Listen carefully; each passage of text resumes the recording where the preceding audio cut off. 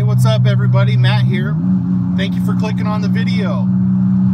So today, I'm heading up with the dogs again. We got Millie and Marvin.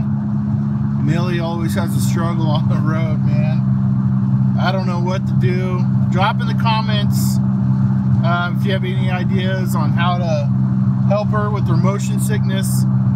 She just hates going on windy roads. Anyways, we're gonna go camp for a couple nights up in the mountains. We got good food, just relaxing. My back's been hurting as usual. So yeah, we're just gonna chill. Southern California, beautiful mountains near the San Gorgonio Wilderness. It's gonna have a great time, so let's get to the adventure.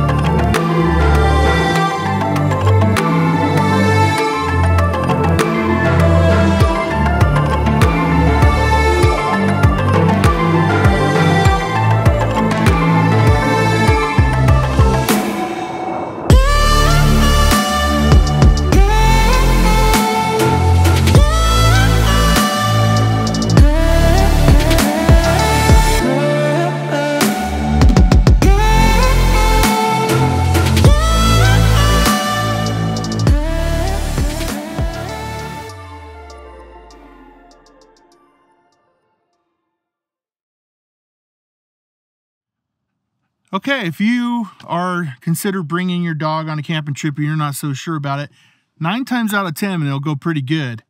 Here are a couple tips that should help. 1, bring a long tether.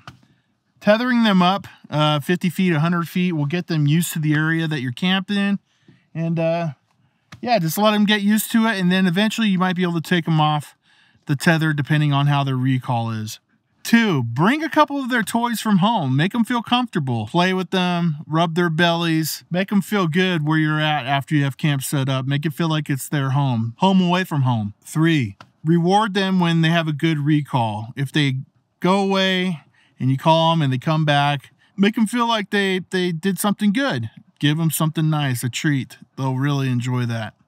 And number 4, just pay extra close attention to them. Make sure they're in your sight. Don't let them run up on any other people. Keep them close to you, and they'll be pretty good. So those are my tips for taking your dog camping.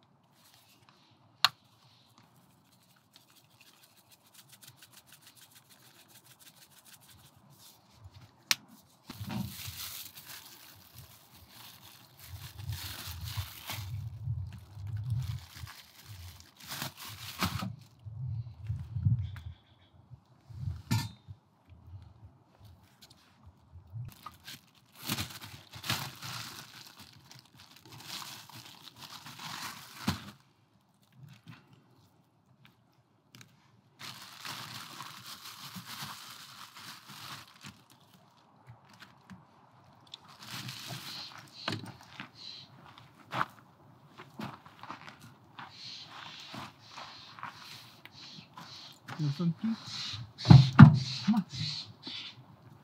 Come on, Marv. No, Millie. Come on. Let's get you.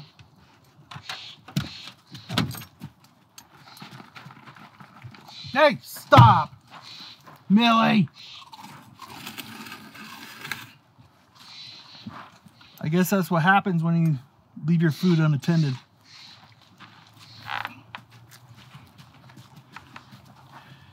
Okay, well, we got camp set up. Just hanging out. There's some cars going by. I gotta give Marvin a Cheeto because Millie just chowed down on the Cheetos. We feel bad though, we're gonna give her another one. Yeah, so got camp set up. Sort of an uneven spot, but I kind of got this leveled out as much as I could. I have little blocks that I put under the tires, and that levels it up quite a bit. But yeah, this dog, man, I swear. At home, whenever I like leave food out, I have to take her with me, otherwise she'll chow down on it. She's a scavenger. She came from the streets of San Bernardino. They said she was feral when I got her. Got her from the Divorce shelter, which is a high kill shelter. And when I got to the shelter, when I walked straight in, she was the first cell that was walking straight up to, and she jumped up to the fence and started licking my hand. I'll put a little clip right here, but it was like almost like she was telling me, like, take me. So I did. We had a little bit of a rough go at the beginning. She was not housebroken. She was really good as far as potty training goes, but man, she tore up everything. My backyard, my irrigation, thousands of dollars worth of stuff, but she's pretty good now. And Marvin, I think, likes her, so that's a good thing. But yeah, it's been a good go, and come to find out, she likes camping. That's awesome.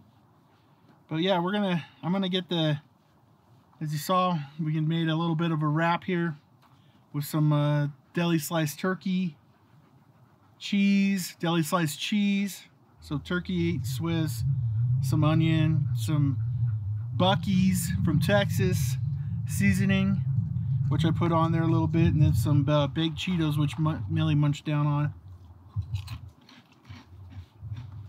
A little bit breezy today. Things are good though. Nice and chill back here. It's quiet. It's a Friday afternoon, so no one's up here yet. Not really. I mean, there's a couple spots taken up there up front, but it's just a good time to get out. Got this little tarp set up right here, which is perfect. I was going to set up a tarp over the back end, but it's pretty shaded back there, so I'm not really worried about it right now. So I don't think we're going to, but I'm going to get to eating this wrap before it gets cooled down too much. Just kidding. It's a wrap.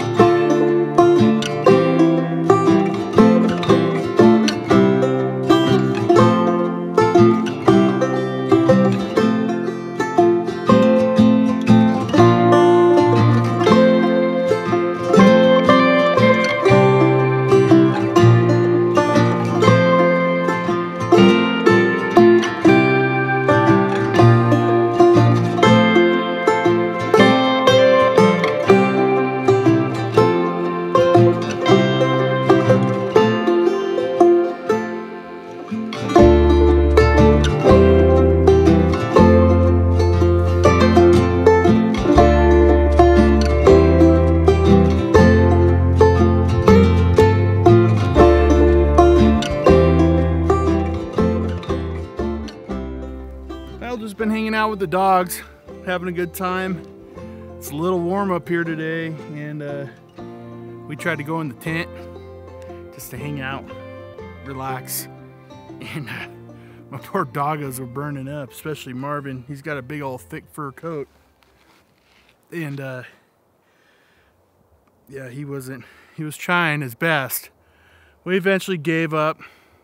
It's about 4 o'clock now. Probably gonna start thinking about dinner here soon. And today we're gonna do up some quesadillas with sausage, cheese, some veggies inside of them, seasoning. Should be good. Looking forward to that. And yeah, just hanging out. Haven't really seen anyone come back here. There was a group of horses that came by here. Some cute girls. Man, I need to get a horse. And a couple cars going back, look like the Coon Creek. We're pretty much at the last area before you start heading back towards Coon Creek into the little canyon, which there's more yellow post sites back in there, but yeah, we're having a good time. I was a little worried this week, like I said earlier, you know, going to work. It's the weekend after 4th of July. And yeah, speaking of 4th of July, just super thankful for the country I live in. You know, I'm blessed. You know, people say, it's so cliche to say you're blessed, but really, I'm blessed. We are all blessed. Whoever lives in this country, which it's an awesome country. All the people that died for our freedom to be able to do this. You know, it's special. I love my country. I love being outdoors. I love my doggos. And I love God. And I love my family. No particular order there. Well, God first, then the rest. But yeah, really just enjoy the time up in the mountains. Hopefully you can start doing some backpacking soon. You know, but it's just hard with the dogs to leave them. Yeah, I feel guilty first off. I couldn't imagine, like, those of you that have wife and kids, or vice versa, and go in the outdoors and, you know, without your family, I'm sure it's pretty difficult, you know, the longer you're out. So it always weighs on my conscience. I know if Millie goes to daycare, she probably doesn't care too much. She has a good time. But yeah. Yep, here goes somebody coming by right here. But yeah, Marvin, on the other hand, he's more of a nervous dog, and he sticks to me like glue. And even though, like, he goes off and he does very well. Like, he's very well outside dog. Like right now, he has the best manners. He listens. But when I leave him, he's very nervous. So, you know, that's what happens. You know, these dogs they come from shelters. They come from homes of people that didn't want them. In most cases, maybe abused, like Marvin. When I got him, the end of his tail is like crooked like that, and like someone broke it, slammed it in a door or something. Not really sure, but I've had him for about 10 years now. It was a great decision. My brother talked me into getting Marvin. I had Izzy, and my brother was like, "Man, you need to get another dog for Marvin. They're pack animals." And yeah, I was on the fence about it. I was like, "Yeah, I can't have 2 dogs. 2 dogs is too much." And then he talked me into getting Marvin. He was the pet of the week at a local shelter called Yaps there in Yucaipa, and they had an email newsletter that they sent out. Plus, he was in the local newspaper. There's a Adopt a Pet, and yeah, he talked me into it, and I did it. And I will never ever just have one dog again. I understand that they need each other, especially when you're not home. Like, I live alone in my house, and I work a normal job Monday through Friday, and I couldn't imagine one of them just being by themselves all day long. God. So they have each other. And, you know, Marvin's a little older, a lot older than Millie. Millie's pretty young. She's about gonna be 2 here. And she's a little bit of a handful for Marvin, but I think it keeps him young. I want him to stay around for a little while longer. You know, the whole Izzy thing, that was really, really tough for me. Losing her, that was my first own pet dog that I've lost, and yeah, that was tough. And I can't imagine Marvin's gonna be even tougher. Oh, I love them both the same, but Marvin's so attached. He's so needy. This would be weird without Marvin around. So we're having good times up until that point. Taking him out, camping dog, and you know, it started happening later in his life, but you know, when I was younger, I was into stupid things, and you know, I was into partying and drinking and going to the bars all the time, and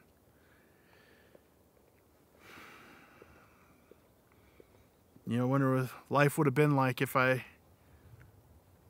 didn't get into that stuff. So it's been nice not focusing on that stuff anymore.